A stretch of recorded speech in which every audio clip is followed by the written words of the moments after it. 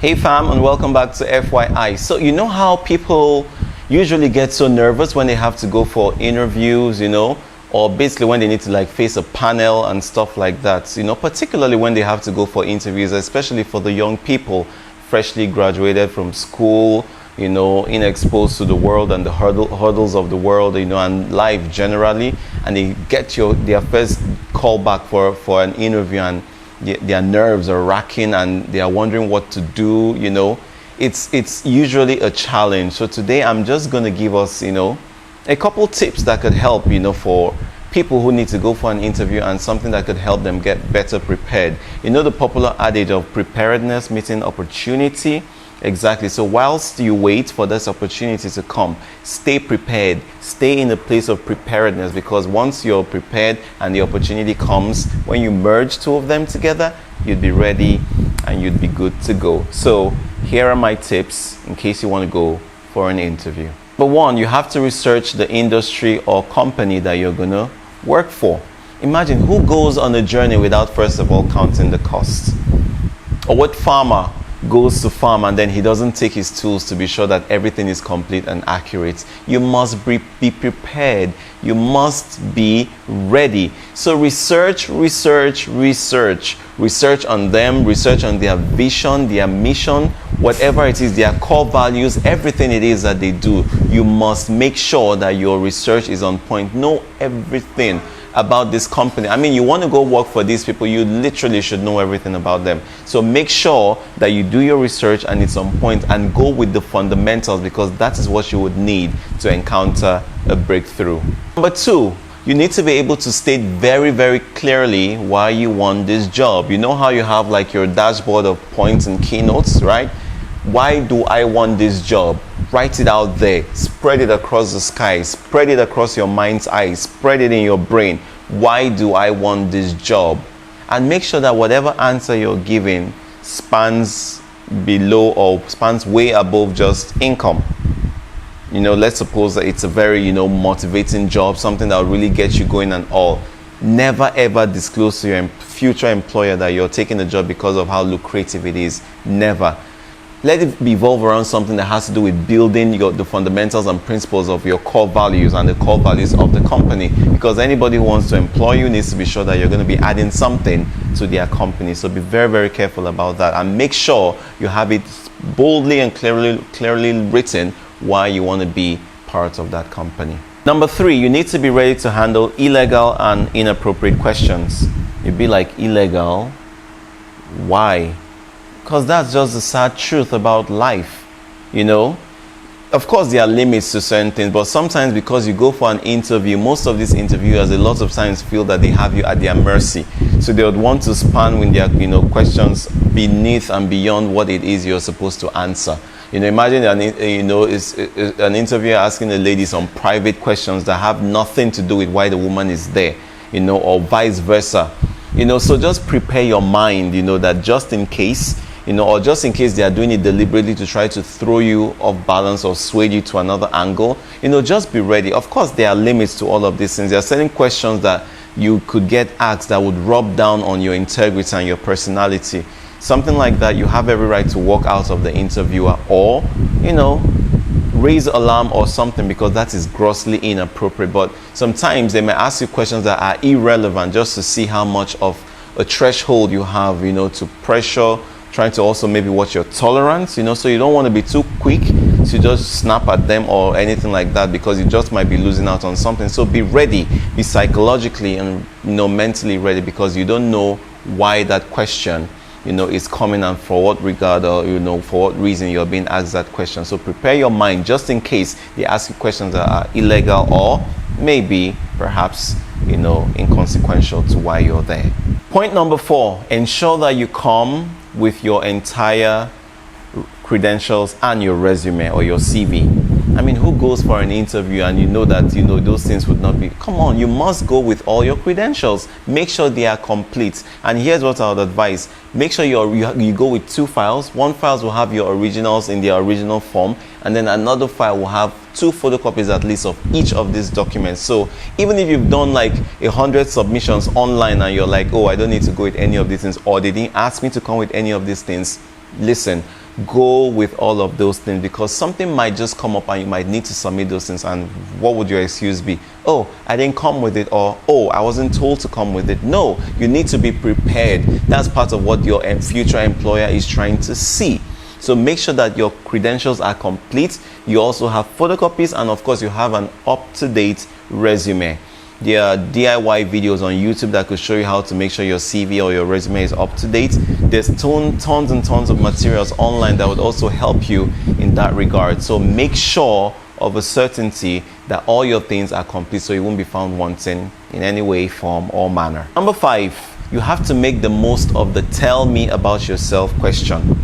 That question is one of those questions that would always come up when you're going to go for an interview. Always. They sit down and, they could smile with you and all, and then the interviewer goes, okay, so tell us about yourself. Listen, Amaka, Harry, whatever your name might be.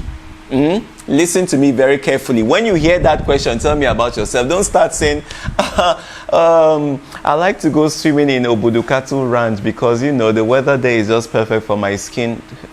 Nobody cares. Like, they don't care. Tell them things about yourself that relates to how much benefit the company could derive.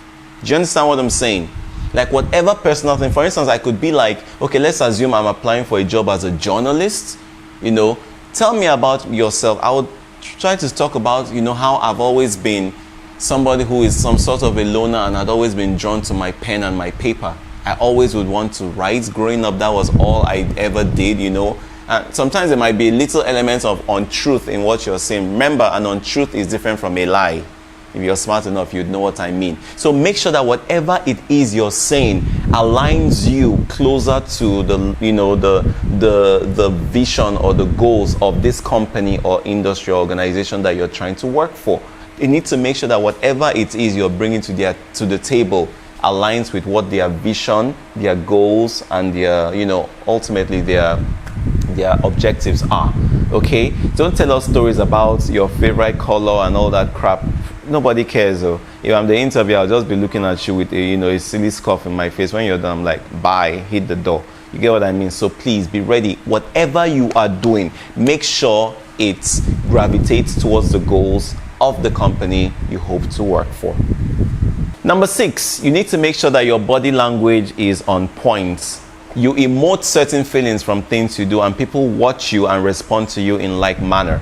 So if you go and you just sit down grumpy, like, somebody who caught the night bus to come down for the interview, or you sit as though you probably ate, dried beans without oil the night before, or something like that. It gives you off in a way that, doesn't sit too well.